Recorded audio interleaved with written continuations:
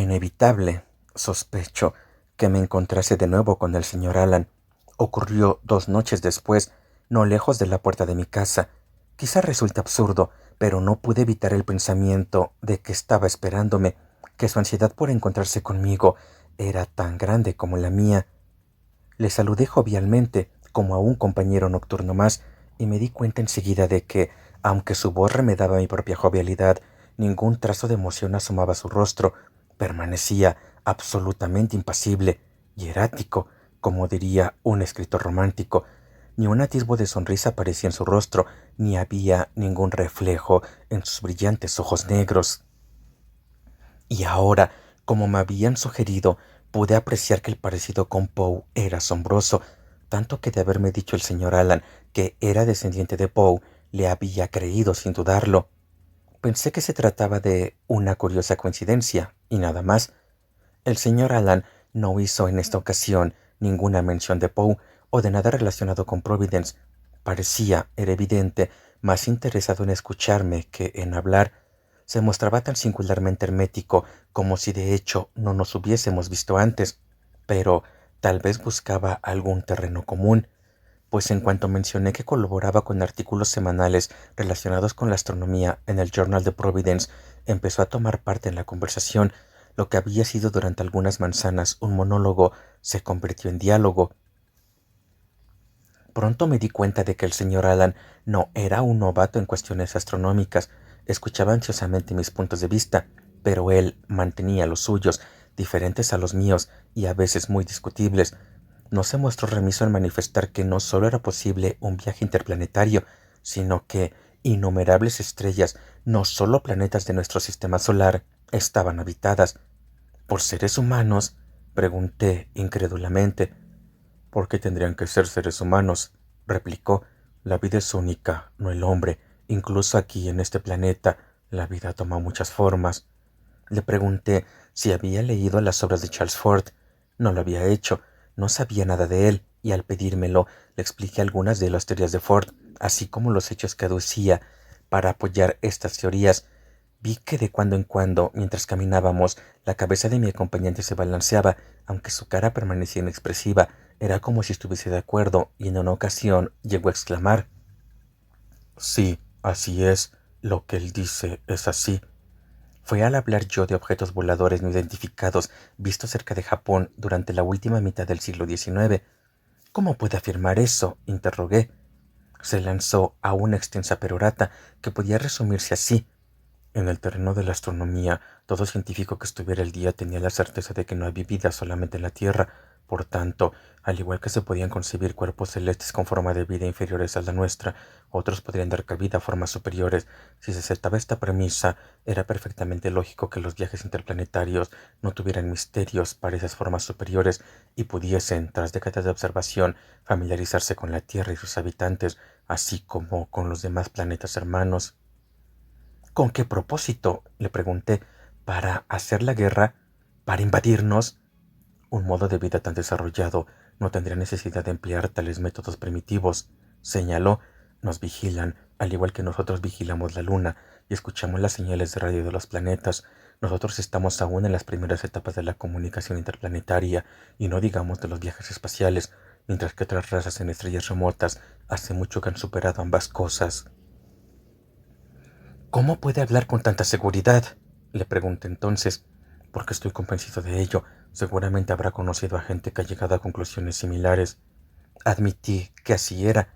¿Se considera usted un hombre sin prejuicios por lo que respecta al tema?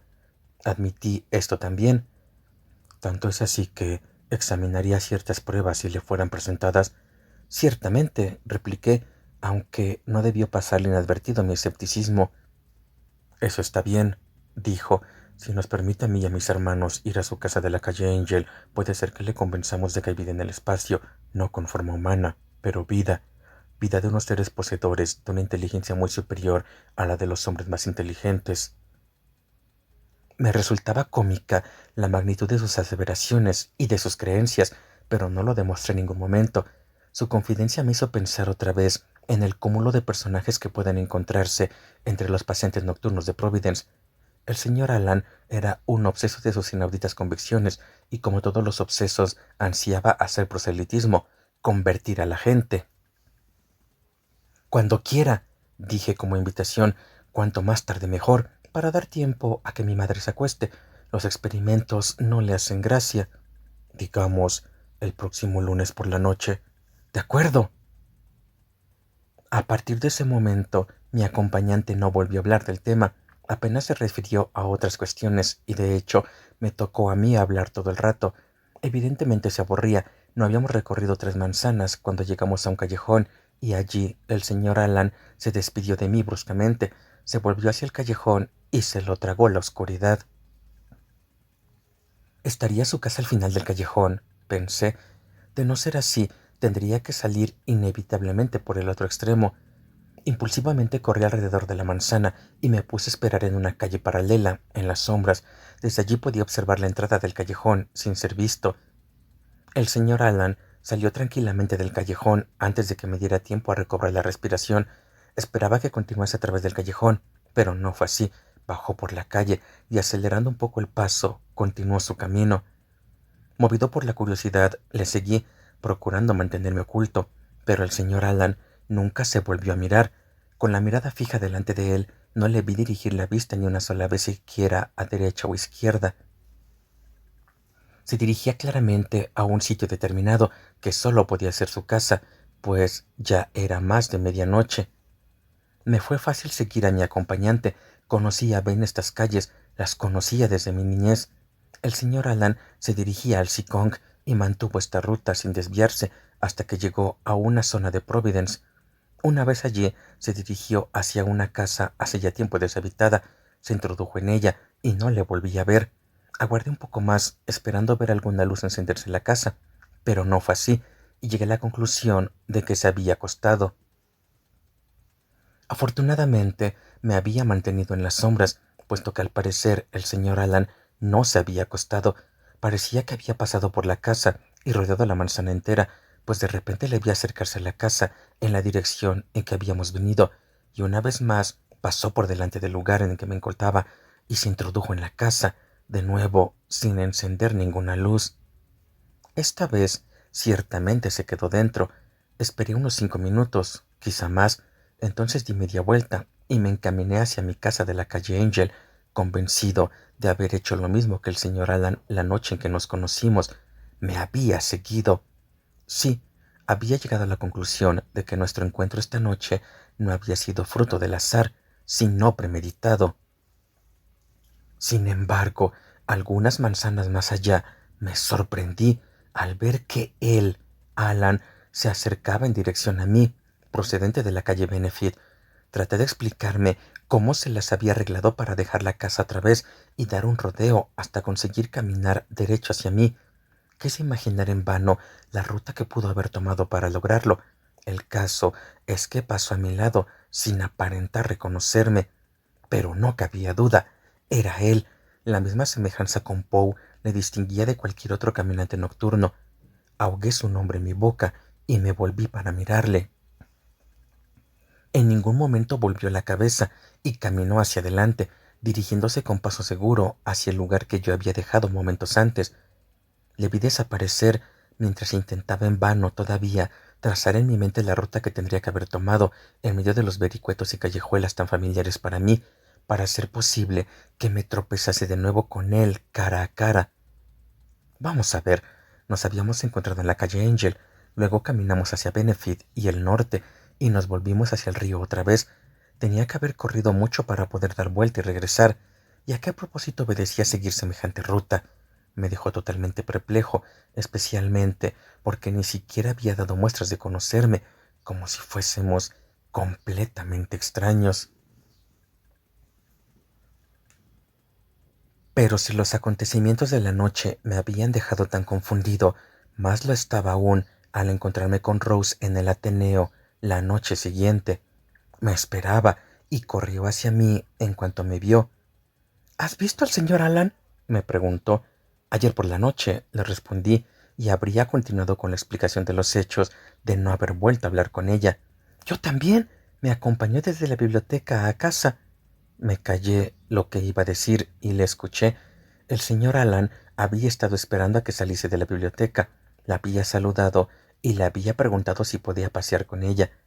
Anduvieron durante una hora, pero sin hablar mucho. Lo poco que dijeron fue muy superficial, vaguedades referentes a las antigüedades de la ciudad, la arquitectura de algunas casas y cuestiones similares, de interés para quien sintiera curiosidad por los aspectos históricos de Providence. Luego la acompañó a casa. Ella había estado con el señor Alan en un lugar de la ciudad, a la vez que yo había estado con él en otro. Ninguno de nosotros teníamos la menor duda respecto a la identidad de nuestro acompañante. Le vi después de medianoche. Dije, era parte de la verdad, pero no toda. Esta extraordinaria coincidencia debía de tener alguna explicación lógica, aunque no estaba dispuesto a descubrirla por Rose para que no se alarmase. El señor Alan había hablado de sus hermanos. Entraba dentro de lo posible que el señor Alan tuviese un gemelo idéntico, pero ¿qué explicación cabía para lo que obviamente resultaba decepcionante? Uno de nuestros acompañantes no podía ser el mismo señor Alan con quien previamente habíamos paseado. Pero ¿cuál de ellos? Yo estaba seguro de que mi acompañante era el mismo señor Alan al que habíamos conocido 2 noches antes. Sin darle importancia y en vista de las circunstancias, hice a Rose algunas preguntas en relación con la identidad de su acompañante, a ver si en algún momento de nuestro diálogo salía a relucir si era el mismo al que había visto yo. No dudaba en absoluto, estaba plenamente convencida de que su acompañante era el mismo hombre que había paseado con nosotros 2 noches antes, pues al parecer incluso había hecho varias referencias al paseo nocturno anterior. No tenía motivos para dudar, y yo preferí callarme. Había un extraño misterio aquí. Los hermanos tenían alguna razón oculta para interesarse por nosotros. Había una razón distinta a la de compartir nuestros intereses por los pacientes de la ciudad y por los lugares desconocidos que se desvelan únicamente con el crepúsculo y se desvanecen otra vez, desapareciendo con el amanecer. Sin embargo, mi compañero de la víspera se había citado conmigo, mientras que el de Rose, que yo supiera, no había planeado otro encuentro con ella. Pero, ¿por qué había esperado encontrarse con ella? Esta línea de investigación no era válida ante la evidencia de que ninguno de los seres con quienes me encontré anoche, después de haber dejado a mi compañero en su casa, podía haber acompañado a Rose, pues ella vivía muy lejos del lugar en que por última vez me crucé con el extraño individuo. No podía haber tenido tiempo de dejarla en la puerta de su casa y simultáneamente encontrarse conmigo casi al otro extremo de la ciudad. Una inquietante sensación comenzó a invadirme. ¿Eran quizá 3 Alan, todos idénticos, trillizos, o 4? No, seguramente el segundo señor Alan que me encontré la noche anterior era el mismo con quien habíamos estado paseando hasta el cementerio 2 noches antes. El que sí podía ser otro era el de mi tercer encuentro. Por mucho que intentase pensar en ello, el rompecabezas continuaba sin resolverse. Aguardaba con cierto ánimo desafiante la cita del lunes por la noche con el señor Alan, para la que solo faltaban 2 días.